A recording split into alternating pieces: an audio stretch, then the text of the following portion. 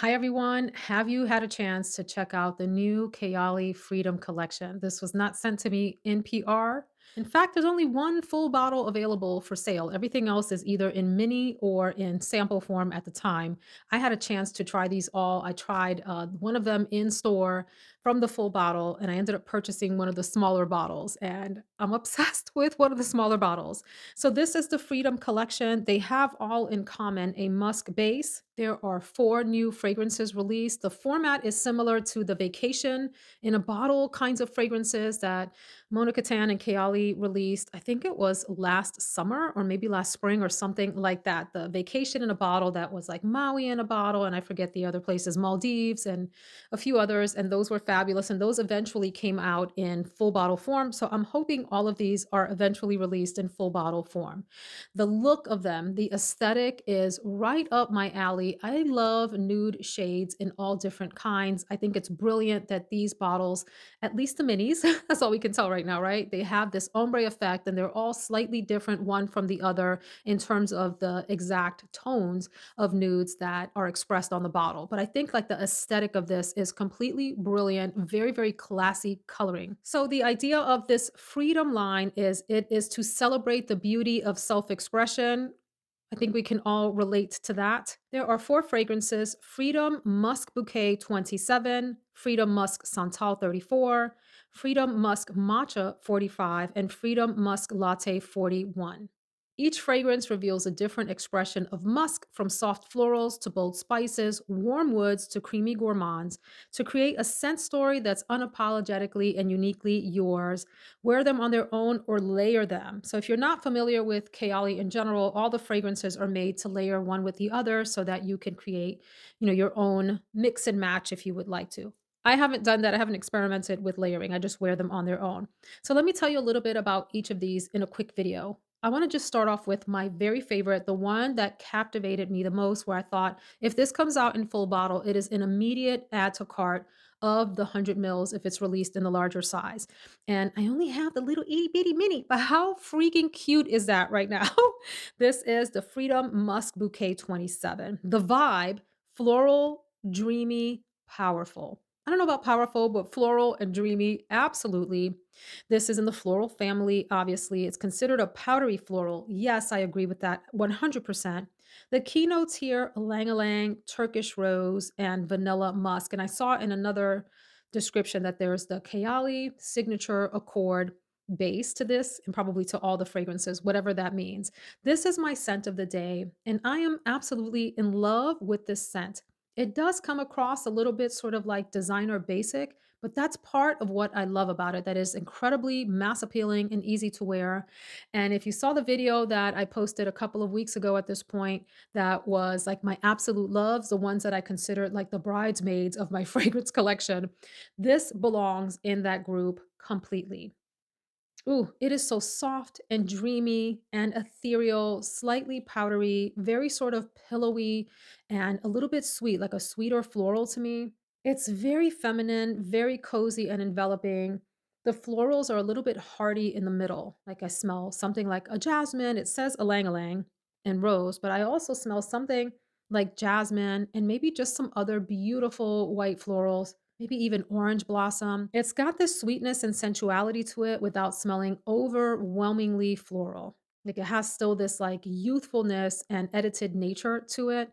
There's definitely a soft, pillowy musk and a slight powderiness and a sweetness to this that I think just make this a perfect scent for daily wear, particularly if you want to be pretty and feminine, but not old fashioned. It's a very sort of modern woman's floral, sweet, musky fragrance. I adore this very much, very much.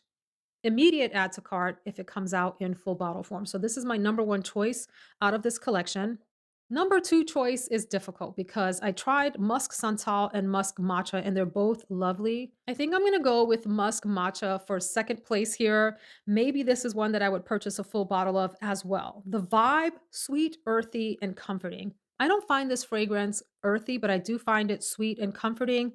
It's in the warm and spicy family, and it's considered warm and gourmand as a scent type. The keynotes called out here are matcha, bergamot, and just sweet, like a sweet accord. Also musky.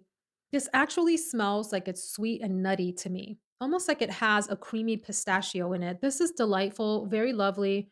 I'm not a matcha lover, so I can't really remember a lot what matcha smells like, but if it has a sort of creamy, nutty nature to it. You know how pistachios can have a slightly green touch to them? Maybe that's the association there. But this is a little bit brighter. It still has some sweetness. This one isn't as powdery as the floral one. In fact, the floral one is like it has a bit of powderiness that just adds this like levity and lightness to it, but I wouldn't necessarily, distinguish it as a powdery fragrance. But there is a little bit of powderiness in the first one. This one is more creamy than powdery. And it is just lovely. It is really a delightful fragrance. It's light, it's bright, it's creamy, little nutty, musky, and sweet. So that's the matcha one. This might be full bottle worthy as well. In third place, I'm going to go with the Musk Santal. This is one that I did try in store full bottle. This is the only one that a full bottle is available of at the moment. This one is considered, the vibe of it is velvety, sensual, and confident. The family is warm and spicy. The scent type is warm and sheer. Interesting choice of words there. And the keynotes are freesia, candied amber, and musk santal.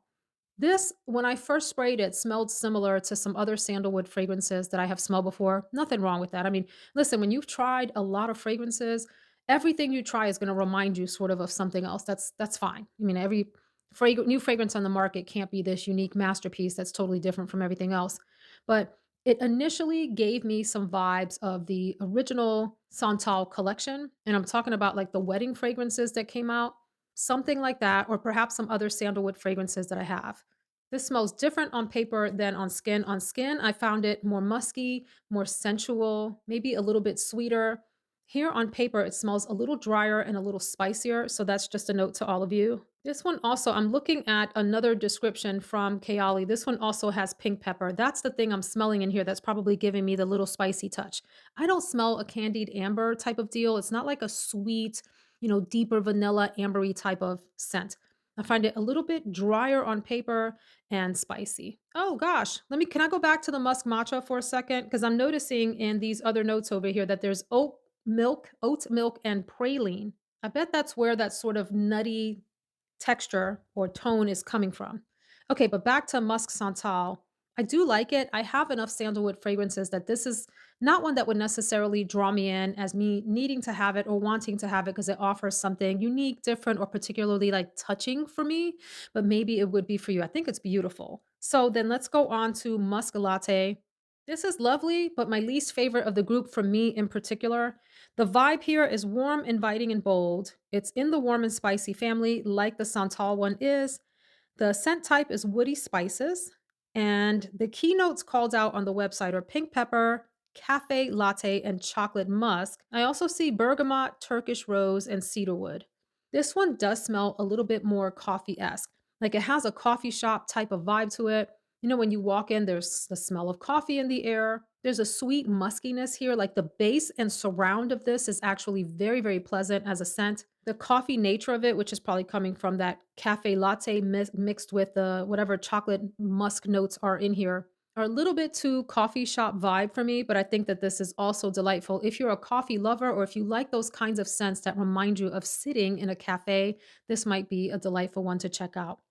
So overall, I'm really liking the whole aesthetic of this particular line. Love the colors on these bottles. They are really precious. Love the sort of sweet musk base to all of these. Sweet, pillowy, soft, feminine musk base across them is really, really nice. My top choices are the Bouquet one, particularly if you enjoy soft, feminine florals that are light and airy and fluffy and just you feel like a princess in them. That is the one. The one. And then if you like something a little bit more novel, that musk matcha, and now that it's drying down even further, the brightness of it, it's almost like it has this very creamy citrus accord that's light, like on the softer, more tender, but light end, light in terms of texture and the happiness of it, along with that sort of nutty, musky accord. Really, really good.